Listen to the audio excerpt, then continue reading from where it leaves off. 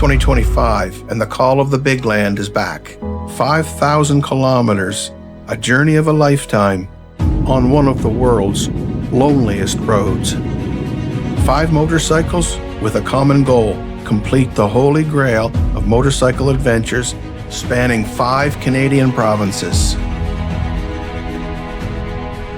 To conquer the Freedom Highway.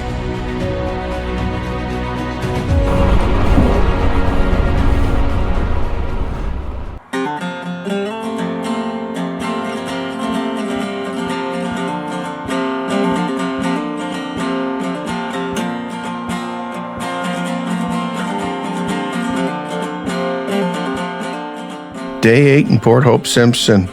What a sunrise. A perfect morning. Even the black flies behaved themselves long enough for me to get this drone shot of the Alexis River.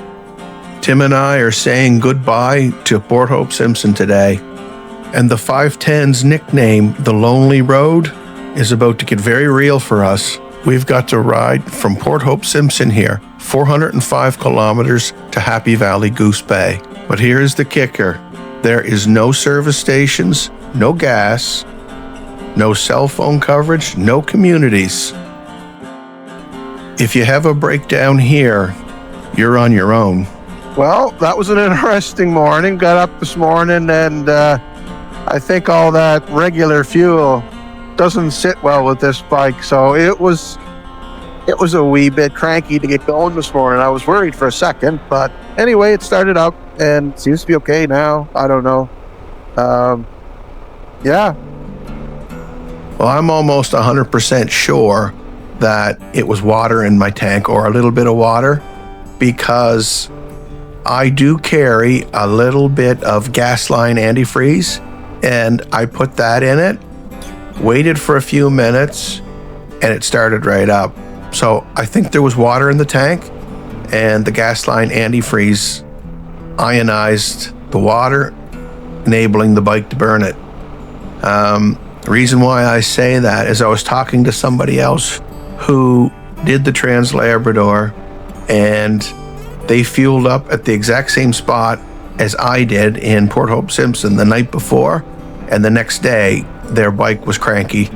So, little tip there. Take a little bit of gas line antifreeze with you. If you get water in your tank, it'll help the bike or your engine burn it. So, from now on, in my pannier lids, there's a little bottle of gas line antifreeze, and it's going to stay with me now from now on. I've learned a long time ago, heed warnings, and nothing is going to make you change your loadout on your bike quicker than a scare in Port Hope Simpson, Labrador. So yeah, little stressful start to the morning, but things worked out. We're okay, and everything is good.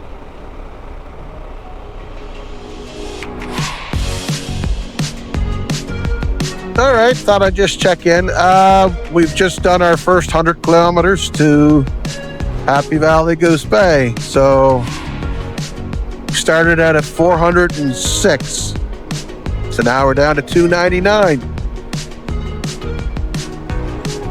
A lot of trees. Lot of trees. So we got 298 kilometers to go, and my range is showing 370 if I continue to burn fuel at around 4.8 to 5 liters per kilometer for 100 kilometers. So we're in good shape. I think I will check in when we get another 100 kilometers down. See you in a bit. We're at the halfway mark.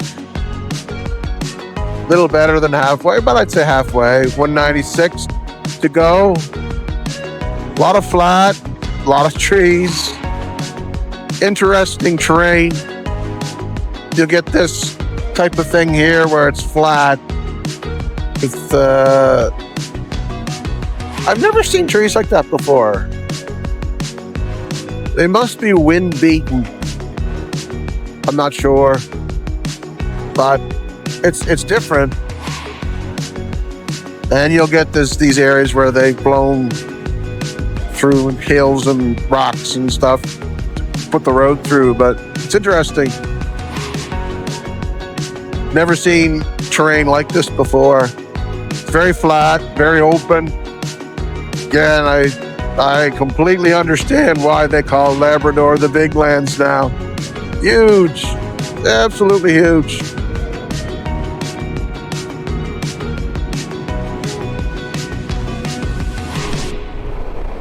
All right, well, we're 89 kilometers out from Happy Valley. It's a long old haul in here. Longest I've ever been, I think, on one straight run. Normally on Supreme Fuel, I can get about 450, 430 kilometers per tank if cruise control is set to a steady 100 to 110 kilometers per hour. And I've noticed that every time that I have to use 87 octane fuel, I'm only getting barely 400 kilometers per tank. So I'm probably going to have to stop and use up my auxiliary, but that's why I brought it. I noticed something ahead on the road, and at first I thought it was a dog, but when I got closer,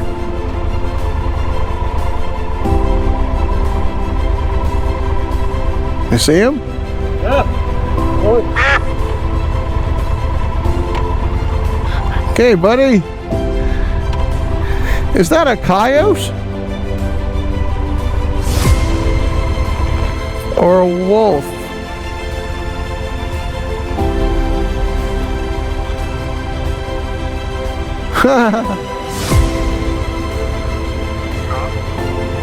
There's a wolf there.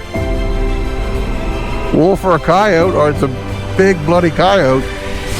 no, it's not a coyote. When I got home, I looked it up and I got a good look at him at the video, and that was a Labrador wolf, a subspecies of the gray wolf.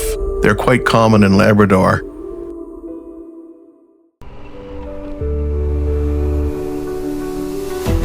So we were getting fairly short on fuel, two of us, so we pulled in and topped ourselves up with, I've got 3 liters. Why take the chance?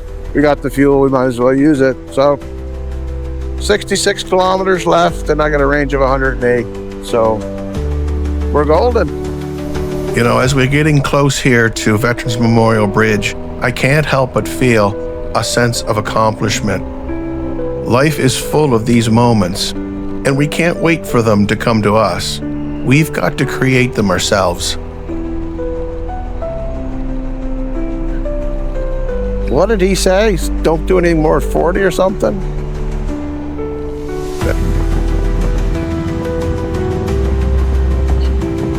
That's interesting. Yeah, it's interesting, all right. Veterans Memorial Bridge, spanning 360 meters of the Churchill River, is constructed of see-through steel grates, named in honor of Labradorians who served in the wars and major conflicts, both past and present.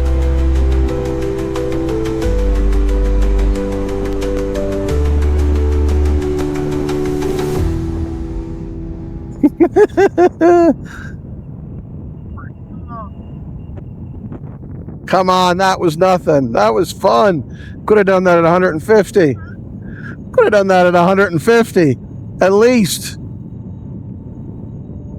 I'm kidding. My handlebars was moving around just as much as everybody else's.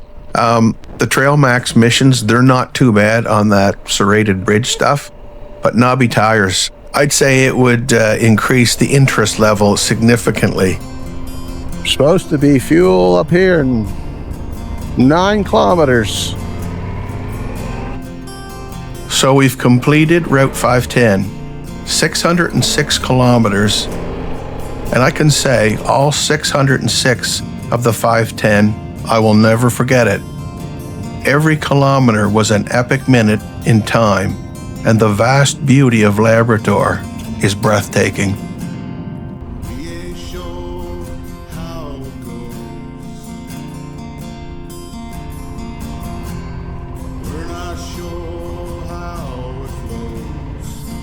No. That's kind of I guess everybody's first stop after doing that is here.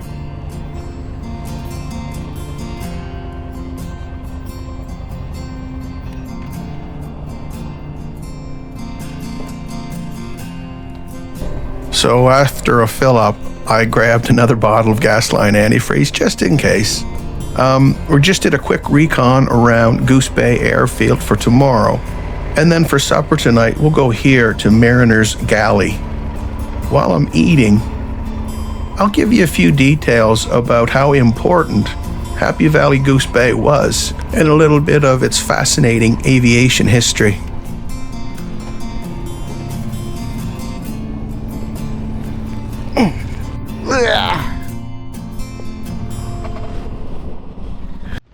Happy Valley Goose Bay was built on the activities of the military and has an important aviation history. Built in September of 1941, it served as a significantly important air base for the Western Allies in World War II and through the duration of the Cold War.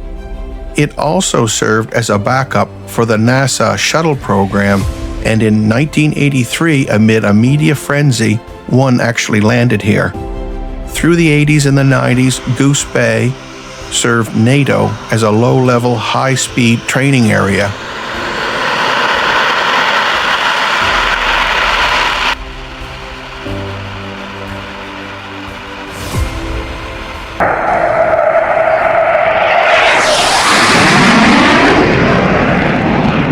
And in September the 11th, 2001, U.S. airspace was shut down and Operation Yellow Ribbon was initiated in response to the September 11 attacks on the U.S. trade centers.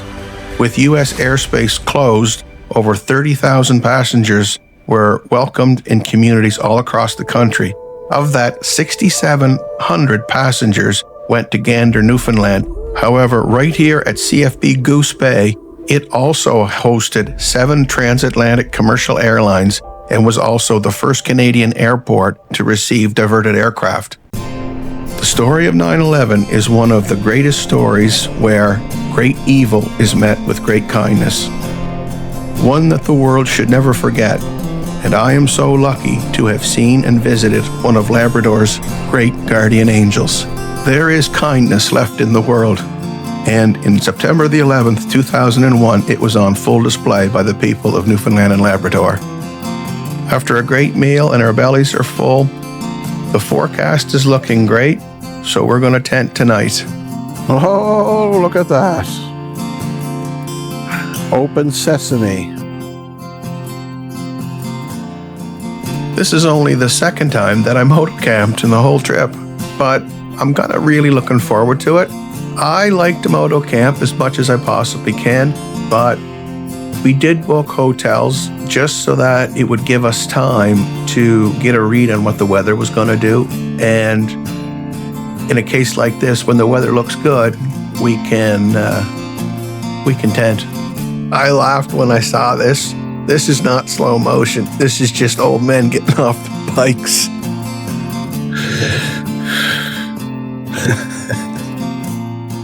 These two? Yeah. I'll take that one, number 5. There's less rocks over there.